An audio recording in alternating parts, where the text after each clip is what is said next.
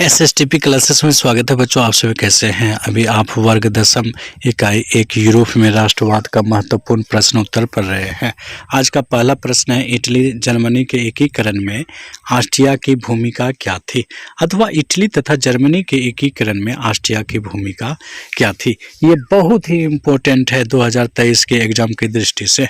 अब देखते हैं उत्तर बच्चों। ऑस्ट्रिया का चांसलर मेटरनिक था।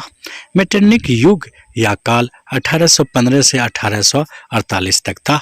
इटली तथा जर्मनी का एकीकरण 1871 ईस्वी में पूरा हुआ। ये जितने भी मैंने ऑब्जेक्टिव बताए बहुत ही इम्पोर्टेंट है एग्जाम की दृष्टि से और कंपटीशन की दृष्टि से। हालांकि ये 2 नंबर में पूछे जाएंगे तो मात्र आपको 2 ही पॉइंट लिखना है। इटली तथा जर्मनी के एकीकरण में ऑस्ट्रिया की भूमिका निम्नलिखित थी। पहला पॉइंट, सबसे बड़ी बाधा। इटली तथा जर्मनी के एकीकरण में ऑस्ट्रिया सबसे बड़ी बाधा थी। दूसरा, घोर प्रतिक्रियावादी, चूंकि एकीकरण के पीछे मूलतः राष्ट्रवादी भावना थी, अर्थात राष्ट्र की भावना थी। ऑस्ट्रिया का चांसलर मेटरनिक घोर प्रतिक्रियावादी था। उसने इटली तथा जर्मनी में एकीकरण हेतु सभी आंदोलनों अथवा प्रयासों को दबाया। अगला पॉइंट है, दमनकारी नीति। मेटरनिक की दमनकारी नीति के प्रतिक्रिया स्वरूप इटली तथा जर्मनी की जनता में राष्ट्रवाद का भाव बढ़ता गया। जितना उन्होंने मेटरनिक ने दबाया उतना ही राष्ट्रवाद की भावना बढ़ी।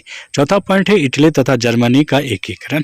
ऑस्ट्रिया में मेटरनिक के पतन के बाद अर्थात 1848 के बाद इटली तथा जर्मनी के लोगों ने एकीकरण की सबसे बड़ी बाधा को समाप्त हुआ देख पुनः भारी उत्साह के साथ एकीकरण का प्रयास किया और अंततः 1871 में इटली तथा जर्मनी का एकीकरण पूरा हुआ। कब बच्चों जर्मनी और इटली का एकीकरण पूरा हुआ? तो 1871 ईस्वी में। ये कैसा लगा वीडियो कमेंट में हमें जरूर बताओ बच्चों। बहुत बहुत धन्यवाद।